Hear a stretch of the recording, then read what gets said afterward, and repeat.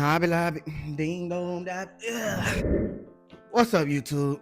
Welcome back to Anime Outside the Box. It was raining in Las Vegas this morning. I got up, had to run a few errands, all in the rain. I was drenched, but it did make me think of the wide open seas. Today, we're going to be talking about One Piece and comparing Company 8 from Fire Force to a pirate crew.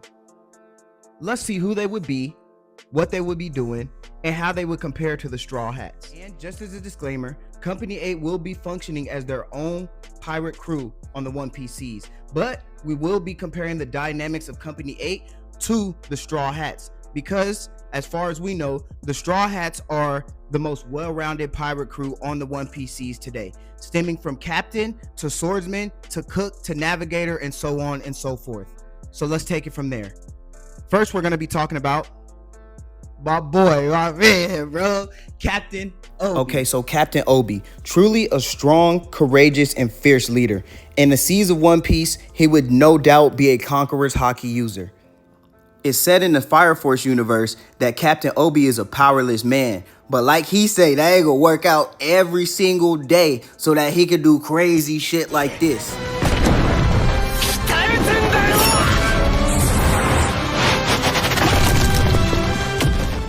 Man, you see that shit. That nigga basically Captain America for real. He is not playing with your ass. He will hit you with that shield bash. What are you talking about? You see, Captain Obi, he started off as just a normal firefighter until one day he seen the fire soldiers doing some bullshit in the streets. So he was like, maybe I should step up, start a company that's investigating these douchebags and see how much dirtbag they really are. So basically what I'm saying by that is Captain Obi is looking for a purpose. In the One Piece world, what would be his purpose? Of course, to find the One Piece. Either that or to find the truth of the Void Century, because in the Fire Force world, he's trying to find the truth behind human combustion. So he's a truther, just like me. I respect it, conspiracy theorist. Okay, so let's go over a few of Captain Obi's craziest feats, just so we could get an estimate of his power. But if you think about it, his power would be doubled in the One Piece world because they have haki. Anybody can get haki. His haki would be insane. The first feat I want to go over is the nigga one-on-one Benimaru Shimon. Don't act like you don't know who Benimaru Shimon is. He is the strongest fighter in the Fire Force. Company 7 captain Benimaru Shimon. Obi boxed that nigga one-on-one, bro. He don't got no powers. He was getting burnt up. Benimaru was really beating that boy up. He was using all types of katas and everything, throwing up gang signs on Obi. And Obi one-on-one, hey, everybody stay back. I'm finna one-on-one this nigga. He think we really did that? Us? Oh, all right. You gotta box me. Big Obi, bro. His second craziest feat, which they just recently showed in the anime, when he fought back the bug. He works out so tough that his skin is so tough that when they try to put that infernal bug in my boy Obi, willpower. That's what I'm saying. He'd be a conqueror. He would take over the seas. He would probably whoop Garp. I'm not gonna lie. You think Obi will whoop Garp? Answer that in the comments. All right, so we got our captain. Let's segue right into our vice. A man Obi met on a fateful day where he was firefighting and had to put an infernal to rest for the first time. Hinawa, or Lieutenant Hinawa. On this tragic day, Captain Obi and Lieutenant Hinawa band together to put a calm infernal to rest, as the Fire Force Company soldiers did nothing. And that same evening, after a little heartfelt speech from Captain Obi, Company 8 was formed. So basically, they met up just like Kaido and King. They met up just like Rayleigh and Roger. They met up just like Luffy and Zoro. That's why I gotta put Kino as my vice captain. You already know he's vice captain. Big Lieutenant Hinawa, man. You see, my boy Lieutenant Hinawa, he used to be a normal soldier before becoming a fire soldier until he watched his best friend burn to death and couldn't put him out of his misery right before his eyes. That'll fuck anybody up. But that aside, he would make a great vice captain because he's an amazing right hand. He gonna ride for Obi to the death. Not only that, but he loves his crewmates, man. He'll do anything for the people in his crew. He'll die for them, put down his life, lay down his whole existence. Like, he literally might be the most fake, nonchalant nigga in anime. He is so fake nonchalant, bro. Shit be bothering him so much and he act like shit don't bother him. Every time Maki pull out Sputter and Flare, that nigga got an issue with it. Like, damn, get off her dick.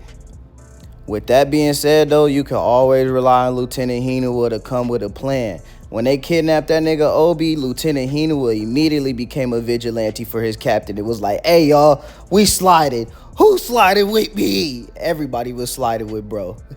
One thing you should never rely on this man to have, though, is a sense of fashion. His character trope is hilarious, bro. They put the nigga in some booty shorts and sent him in the captain's office, bro. And he was like, you don't find a problem with that outfit, Lieutenant Hinawa? Hinawa said, no, sir. Bro. The thing I find most valuable about Hinawa as a vice captain is he would put his own goals to the side to benefit his crew, or his captain, so to speak, which is an unspoken trait that every vice captain must carry in the world of One Piece. So, yeah. But anyways, so Vulcan is a technician, an engineer, a creative, but on a pirate crew, the nigga's a shipwright. Okay, so his family built the perpetual power plant Amaterasu, which is basically somebody with an Adola link. They threw that motherfucker inside a power plant and said, burn to death, so that we can all have power. Vulcan comes from a family of shipwrights, just like our boy Frankie here. Shipwrights, engineer, whatever, you know what the fuck I mean. In One Piece world, they be shipwrights. Now, when we first meet Vulcan in the anime, the first words to come out of his mouth are, call me either Vulcan or dirtbag. I'm not joking. I'm not joking. And Vulcan, when you put it like that, is giving real shipwright Frankie vibes, man. Frankie's a pervert, Vulcan's a dirtbag, and they live with that. They love themselves. You can't hate a man for that. I feel like if Frankie and Senior Pink were to see my boy Vulcan, they'd be like, oh yeah, he hard-boiled. That boy for real hard-boiled. And he got him a bad little thing named Lisa. When Dr. Giovanni took Lisa and was doing all that freaky, nasty, weird shit to her, hey, that shit made me feel weird the way he was treating Lisa. I didn't even like watching that episode. Like, bruh, get off of her. What do you mean? Do you need another lesson? What the fuck?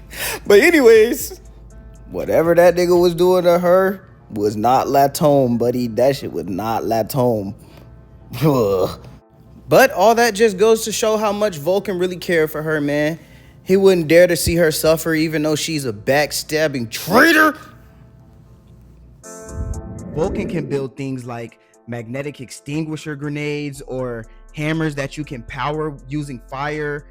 He can even build another Amaterasu if he wanted to. So Vulcan, he might not be powerful up here in strength, but in here, that boy's a shipwright. Okay, now let's get off the topic of brains and talk about a girl with some Maki. See, Maki used to be a normal army soldier just like Hinawa. Hinawa called her weak at one point, but he didn't really think that about her.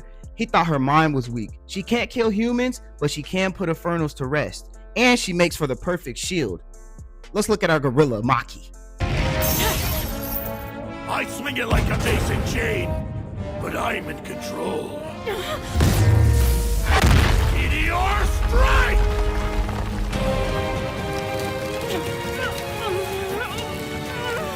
Resistance is useless, just let it crush you!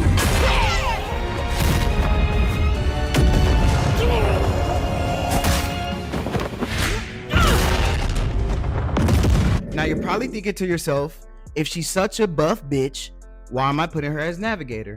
Well, because push-ups to the side, Maki's just a girly girl at the end of the day. She loves things like cotton candy. She loves things like shopping. She loves things like goofy clothes. She wants to fall in love. Maki's kind of just like Nami, you know what I mean? She could get her crew wherever they need to go. And if she can't, she can break the door down. And I don't know about y'all, but to me, Maki might be best girl. I like my bitches kind of buff, kind of beefy, kind of brawny. Not that type of brawny, of course. But yeah, man, Maki, an army general's daughter, a well-rounded fire soldier, which will make for a well-rounded pirate, I believe. And she could be a navigator, get you anywhere you want. If not, you could at least see her in some good clothes looking like Nami.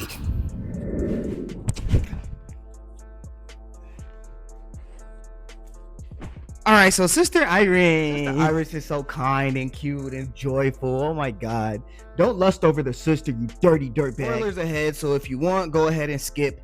But Iris is the 8th pillar. Her pyrokinetic ability being an ability that allows her to form a circle of flames around herself, and anybody that steps into that circle will be healed. So of course, on a pirate ship, we're gonna put her as Doctor. Imagine her surrounding an entire ship in flames and everybody's just getting healed as they battle. That's fucking lit. So who wouldn't want a little prayer before they get surgery or get an organ taken out or anything? And yeah, she might be a little weak at times, but who said we need a strong doctor anyway? She's not Marco the Phoenix, brother. She's more like Cotton Candy loving Chopper. Like in normal form. Like without a devil fruit. Like can't fight at all. And you might not remember this from the show, but she does go consult the families after they put an Inferno to rest. Real nice girl, so I'm gonna just put her as Doctor. I feel like that's something Chopper would do. And what else could the bitch do? Can't fight.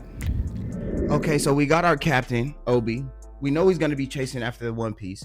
Any man chasing after the One Piece is gonna need a way there. Or better yet, a person to getting there. In comes Leaked. See, Leaked is what we would call a government dog, sent over by Hajime Industries to watch over the Eighth. But deep down, he has a true passion for finding out the mystery behind human combustion. So, even though he's depicted as a bad guy in the anime, he's not a bad guy at all. He's actually a dark hero. Let's check out our boy Leaked.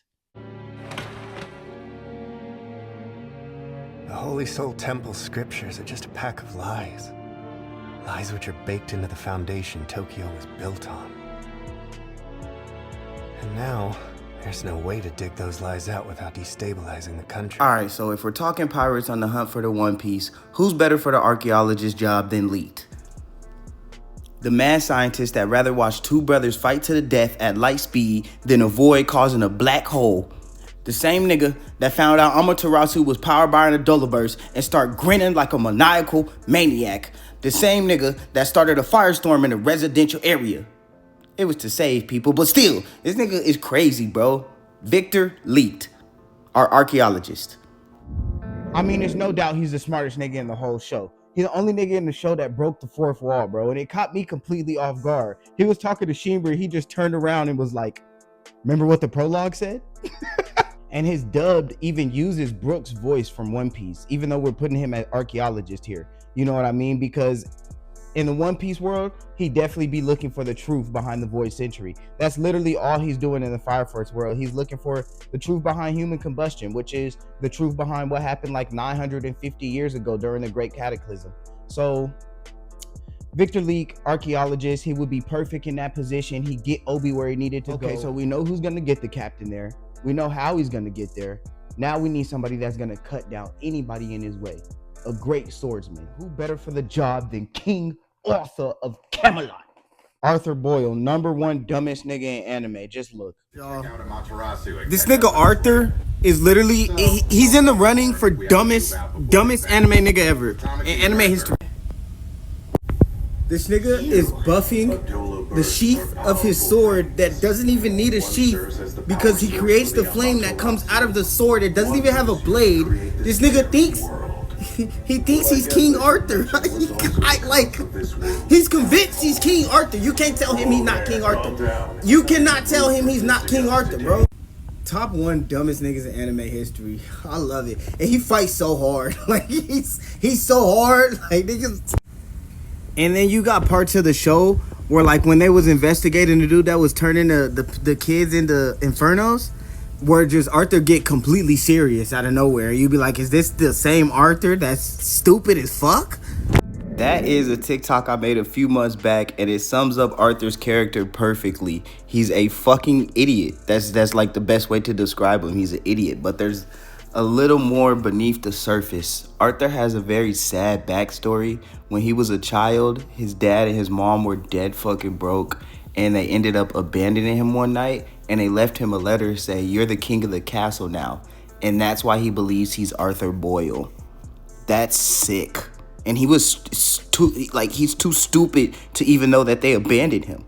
He didn't even know that. He still to this day doesn't know that. Now, fortunately, we don't need our swordsman to be smart. We just need him to cut shit down. And that's exactly what Arthur does with that plasma blade. Sometimes it feels like that blade is invincible unless it's against Benimaru Shimon. Yes, I'm glazing in this video. I just want to go over some of Arthur's stupidest, most idiotic moments. So, there's the time Shinra's flying over Asakusa. Arthur's following behind this nigga on foot. Shinra looks down at Arthur and says, "Arthur, follow me. I'm going to give you directions." Arthur looks up and says, "Okay, Just don't use any tricky words like north or left. Fucking idiot. Or the time he deciphered pi and said it was the fucking legend of circumference. What the fuck are you even, what was he even talking about? He made that up in his head. He was losing in a fight because he forgot he was left-handed and he was fighting with his right. That one doesn't get more Zorro than it gets Zorro. And although he's a recessive chromosome, he is a true knight through and through. So I'm just gonna put him as swordsman, man. Cut shit down for us, Arthur. Don't even think about it. Okay, so I got Shimura at cook. Your food might always taste like feet, but that's okay. If Luffy can eat it, you can fucking eat it. Luffy will eat anything. That's why sometimes I don't understand why Bo Hancock don't just wrap her booty in bacon. Me and Sanji would probably even eat that, but that's not the only reason I'm putting Shimura at cook.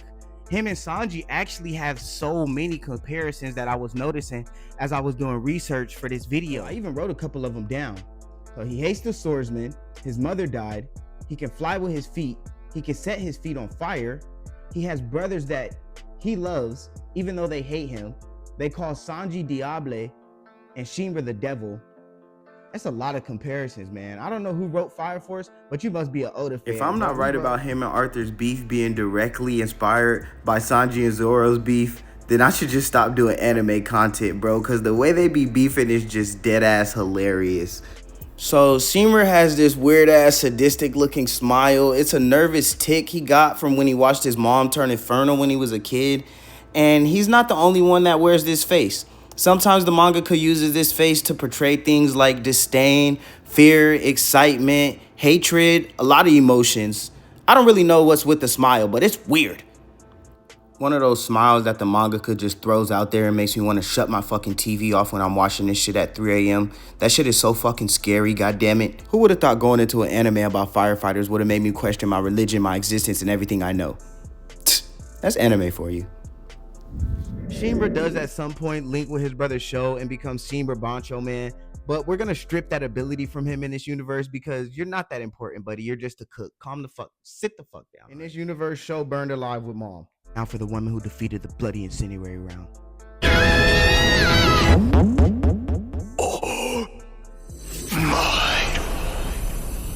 Okay, you got me. Tamaki's not that important.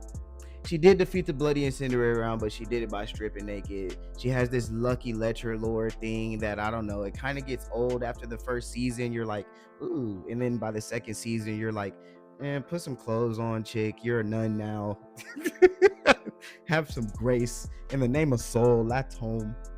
But yeah, Tamaki can be our entertainment on this shit. Not our musician, but our entertainment, if you know what I mean. No, but literally at some point they were groping the fuck out of this girl in anime. I had to rebuke that shit in the name of Jesus and pray for 7 days, bro. Like, what the fuck was going on with Tamaki? Why is this shot here necessary, bro? Okay. So with the entertainment position being filled, we now have a complete pirate crew. Let me know how I did in the comments. Let me know if you will put anybody in a different position and what they will be doing. Love y'all. See y'all on the next one. Tell your mama that love her than all the sisters and brothers. We got the choppers and cutters up.